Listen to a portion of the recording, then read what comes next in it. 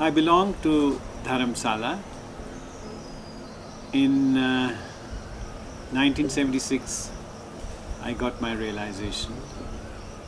And like everyone else, we have a great desire that Shri Mataji should bless our hometown.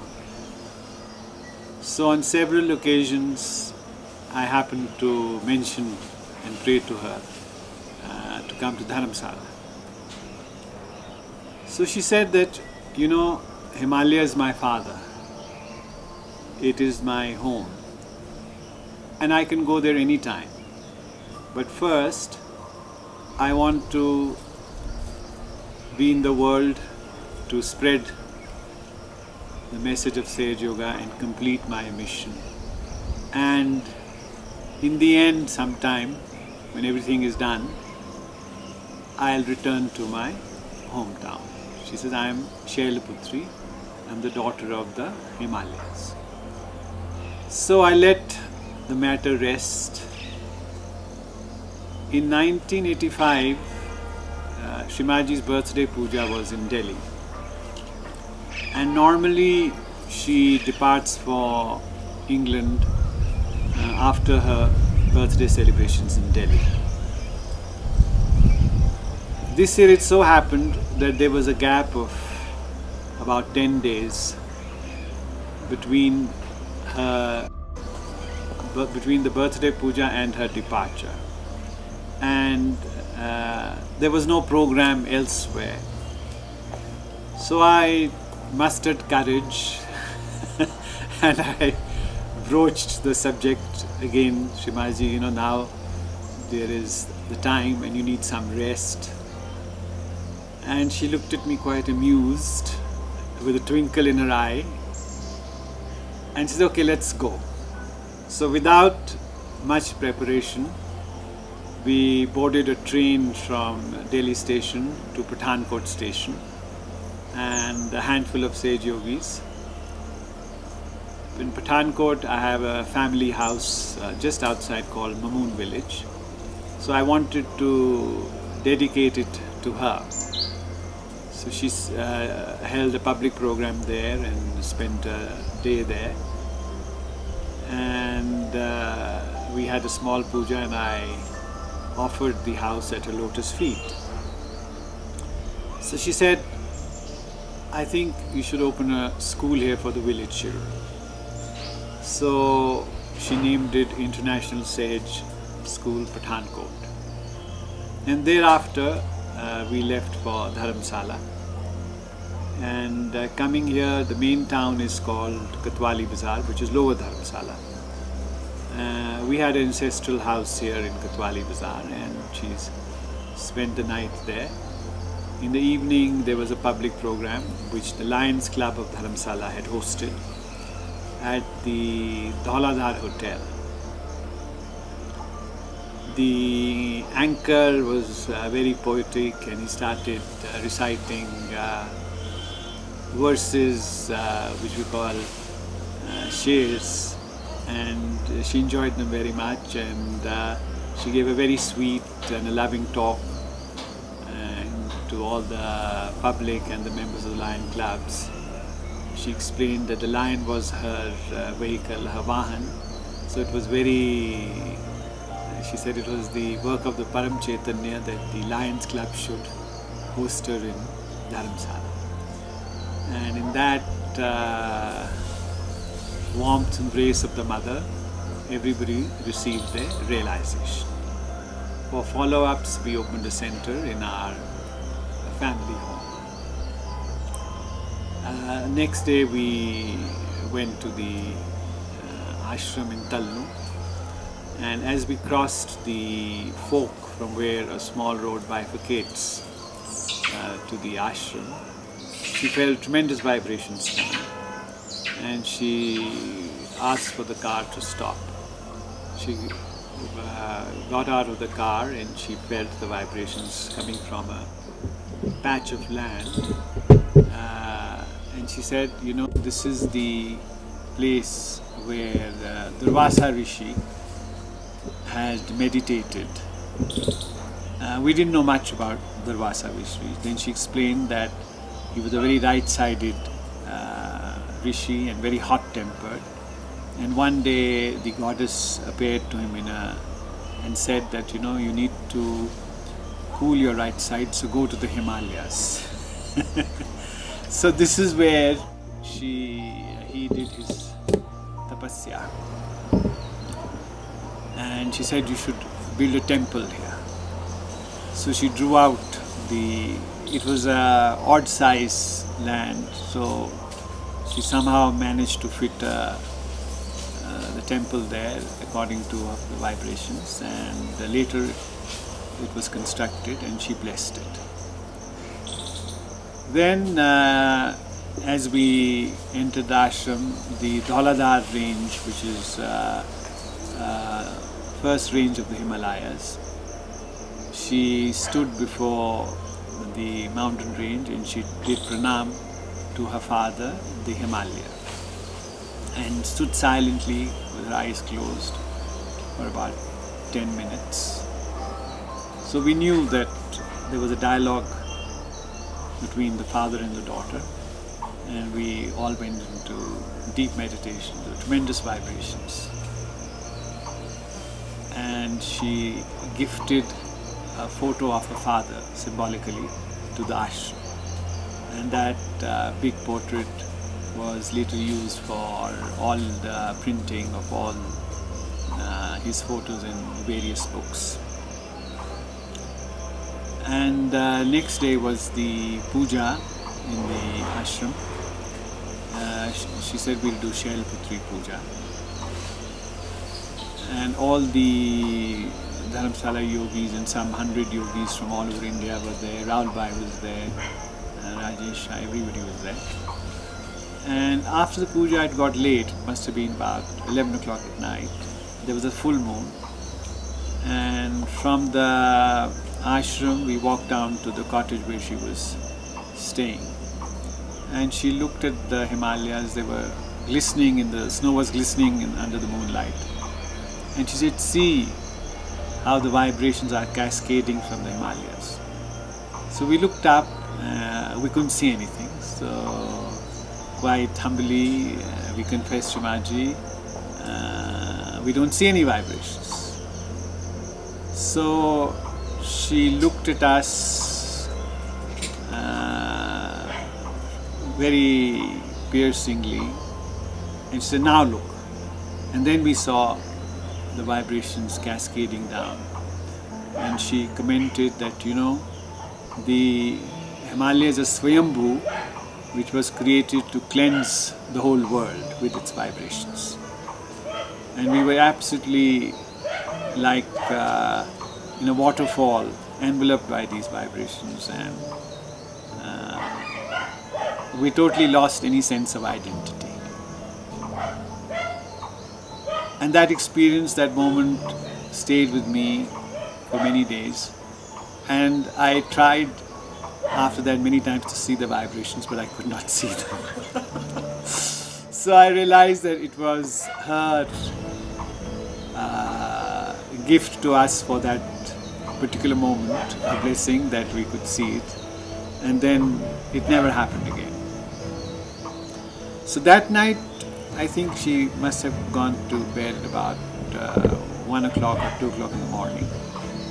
And the next day there was supposed to be a small program, but she never woke up.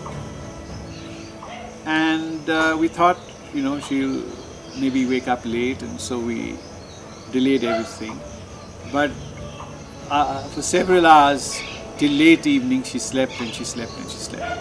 And I've traveled with her several years, and I never experienced this long spell where she sleeps for so many hours. And then late in the evening, she woke up suddenly looking like a very young girl, maybe 19, 20.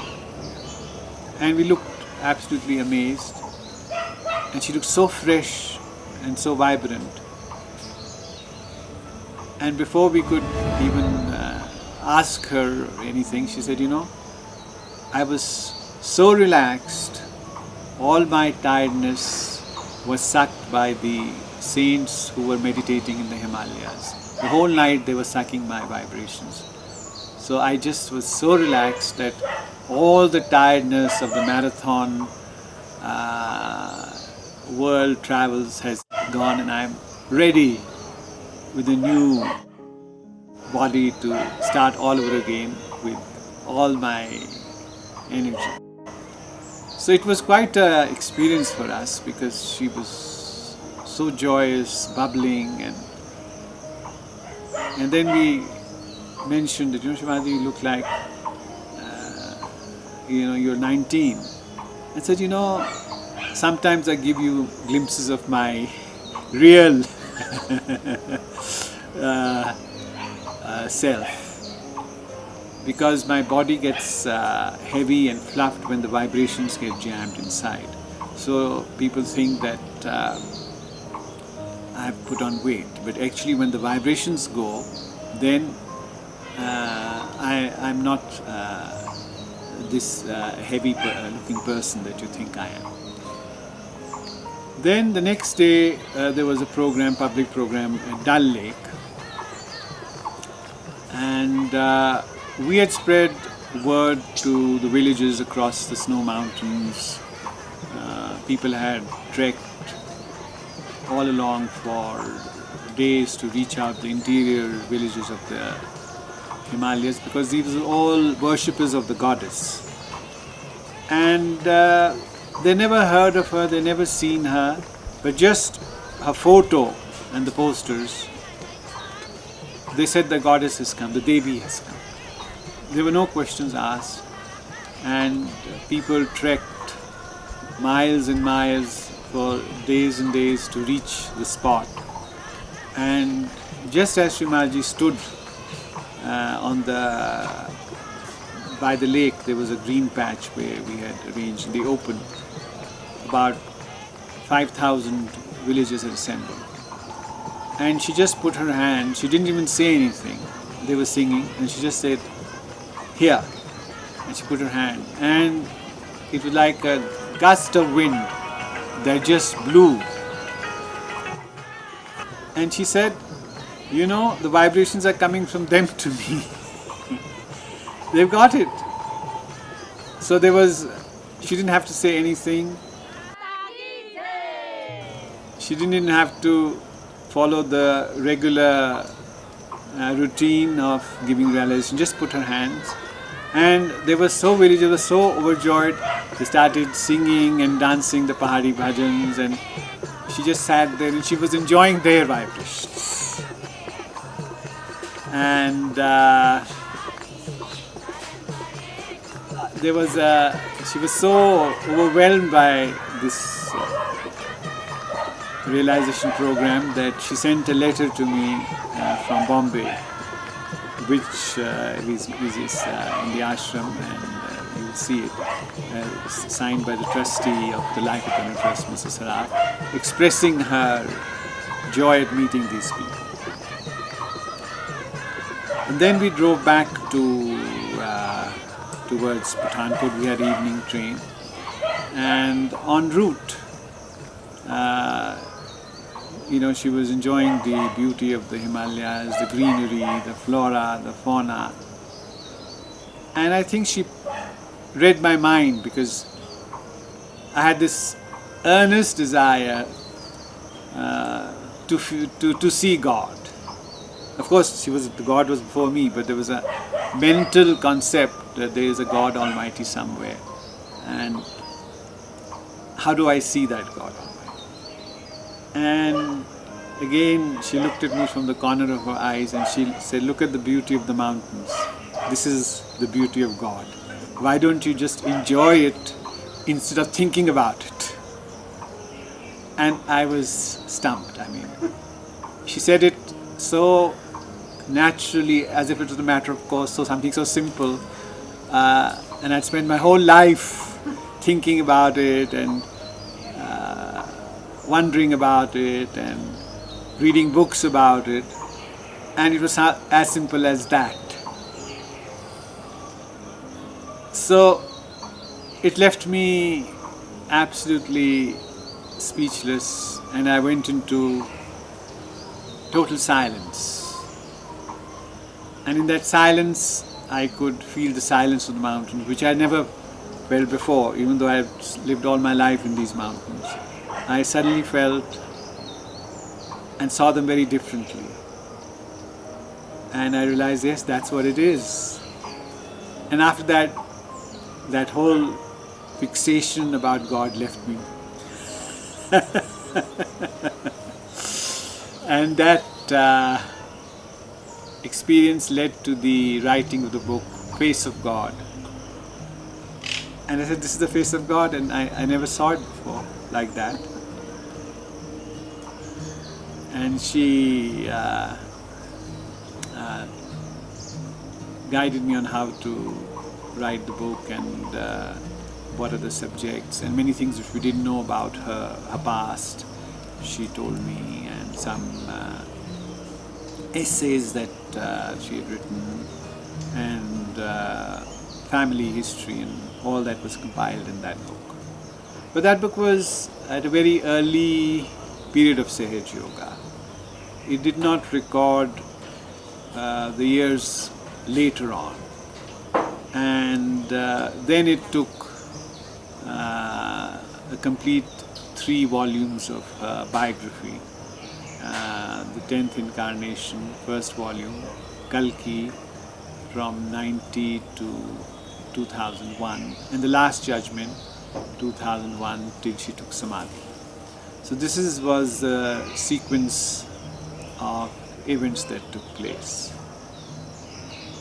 The following year, she suggested that we take the India tour to Dharamshala, because let them enjoy the vibrations of the Himalayas.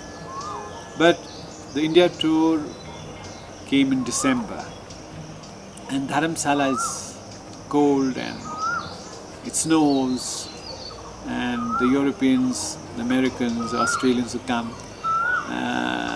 want to escape from the bitter cold of their countries at that time. So they were not so eager to come to another cold mountain in the middle of December. So we postponed that. And then in years to come, she sent the school children there. In 90, there used to be a school in Switzerland, preschool, and due to some government intervention, the school had to be shut down. So she telephoned me from Switzerland, can you put them up in your farm? And of course I was more than happy to do so. Meanwhile, there was a preschool in Melbourne, and as it was not registered with the government, they had to shut that down. So the Australians lost no time, and I was requesting her whether they could send their children also. So 25 Australian children also came, and we converted our barn into a dormitory and schoolrooms. So the farm transformed into a preschool, and then the Sangha all over toyed with the idea of sending their children. And before the year ended, we had 70 children. So that gave birth to the idea of a school, a Sahaj school. And so she started building the school in Vashi. In 91, the children moved to Vashi, CBD, Belapur. This building was complete. But come summer, the children started getting sick. Somebody had malaria, somebody had jaundice. So half the school felt sick, and it became like a hospital. So Shima said, well, it's better you move the children back to Dharamshala. But we needed to construct more rooms for them. So she gave me 10 lakhs of rupees and said, go and build a school for them. And she drew out the plan like a castle. like a castle, which is basically the concept of Maharashtrian Vada, that you have a courtyard in the middle and the building on the four sides, so that when the children play inside, they are secure. So she designed it like Maharashtrian Vada, but the Westerners gave it an exterior of a castle. And then the children moved back. And then the school grew and grew and grew. And that is the story of the apple orchard. Jai Shri Mataji.